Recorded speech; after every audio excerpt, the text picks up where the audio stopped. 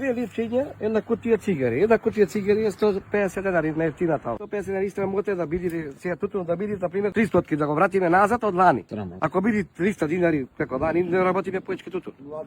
Да биде 600 велиме ние. Биде 10 евра, да биде минимум 10 евра, народот да го работи. Минимум. Тие се мали пари тие 10 евра, ама ете да биде 10 евра да се работи. Иначе кој ќе го работи никој. Нема пари.